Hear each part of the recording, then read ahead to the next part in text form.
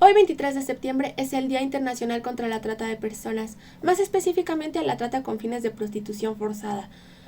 Y bueno, este es un tema del cual realmente se conoce muy poco, pero se especula muchísimo, así que por acá vamos a enclarecer y desglosar algunas de las incógnitas al respecto. Primero que nada, definir qué es. La trata de personas es la captación, traslado o recepción mediante amenazas, uso de la fuerza, coacción, fraude, engaños o abuso de poder con propósitos de explotación u otros fines. La trata de personas está presente en distintos sectores económicos, como lo son la agricultura, la construcción, el trabajo doméstico, manufactura, mendicidad, etc. Está en un montón de sectores distintos. Sin embargo, el trabajo sexual es la única área laboral en la cual se confunde al trabajo autónomo con el trabajo realizado bajo coacción. Esto se debe a un sesgo moral y a un montón de desinformación. Así que por acá vamos a desglosar varios puntos y cuestionarnos si realmente se pretende combatir y prevenir ética y objetivamente a la trata de personas o no.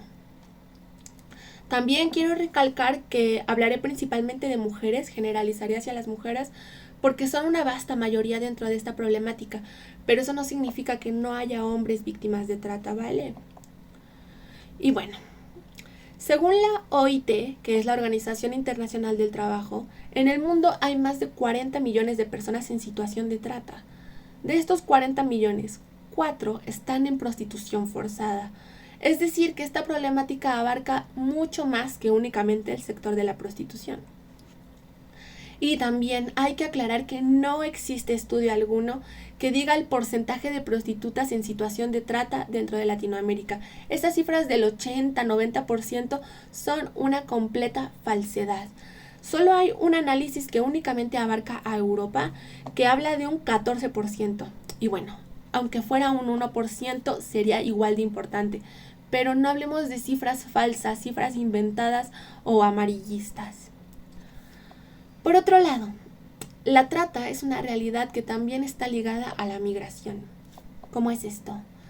Si una persona quiere migrar a otro país y no cuenta con los medios para hacerlo, terminan acudiendo a un tratante, el cual posibilitará el cruce de fronteras a cambio de una deuda que es prácticamente imposible de pagar a partir de la explotación. Y también, para una persona que es identificada como víctima de trata, se le permitirá permanecer únicamente en el país solo si denuncia a la persona que le posibilitó el cruce de fronteras. Ojo, no a quien la explotó. Y brindar todo tipo de información que sea útil para esa investigación. De lo contrario, es deportada a su país. Pero en la mayoría de los casos no pueden brindar este tipo de información por amenazas previas. Así que el enfoque judicial no se basa en los derechos humanos ni en la protección de las víctimas, sino que las instrumentaliza para facilitar información sobre cruces irregulares de fronteras. El protocolo Palermo, que es un protocolo internacional, hace énfasis en la captación de personas y no en su explotación. Por ende, se pretende combatir la problemática de la trata a partir de la imposición de un régimen migratorio y no por la protección de la integridad de las personas damnificadas. No les incluye un marco de derechos, pues. Así que, en resumen, solo se pretende ir contra la trata a partir de un control fronterizo. No es casualidad que muchísimas veces se confunda tráfico con trata, pero no son sinónimos, aunque a partir de una estrategia sumamente ineficaz se usen como tal. A partir de todo lo mencionado, las trabajadoras sexuales hacen las siguientes denuncias. Que los estados no garantizan la seguridad y la protección de las víctimas de trata. Que el abolicionismo y el feminismo institucional incrementan la instrumentalización de las víctimas de trata, así como también el estigma y la violencia hacia las trabajadoras sexuales, porque describen a la trata como una realidad que se da única y especialmente en el trabajo sexual.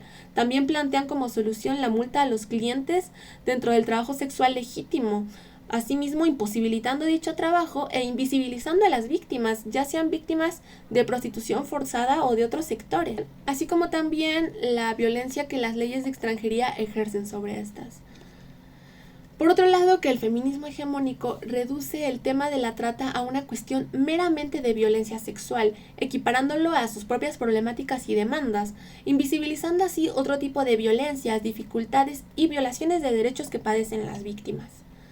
También se instrumentaliza simbólicamente a las víctimas de trata para atacar los derechos de las y los trabajadores sexuales, dejándolos en un marco cada vez más criminalizado. Que el feminismo punitivista, con prácticas gestionadas desde el abolicionismo mediante sus propuestas de penalizar a los clientes y a las personas que arriendan espacios de trabajo, no están atacando realmente la causa de la trata. Al contrario, están generando más clandestinidad, imposibilitando el trabajo, imposibilitando la detección de las víctimas y desinformando.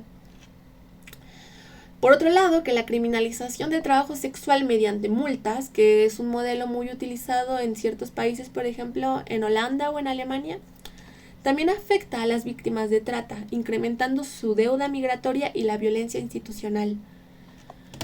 Cuando se dice que la trata existe porque existe la prostitución, se está cayendo en una falacia lógica, porque pongámoslo en otros ámbitos, por ejemplo, en el sector agrícola. ¿Existe la trata porque existen los mercados? ¿Existe la trata porque nosotros como clientes compramos, no sé, legumbres? Claro que no, es absurdo. Por algo nadie está pretendiendo abolir la agricultura, ¿cierto? La trata existe porque hay unas condiciones de explotación extremas y por una falta de protección institucional hacia las trabajadoras y hacia las víctimas. Es peligroso culpar al consumidor de problemas que tienen una raíz económica, política, migratoria, legal, social. Por ende, no es inherente a la labor sexual, sino que es una problemática que atraviesa cualquier área laboral precarizada dentro del sistema económico actual.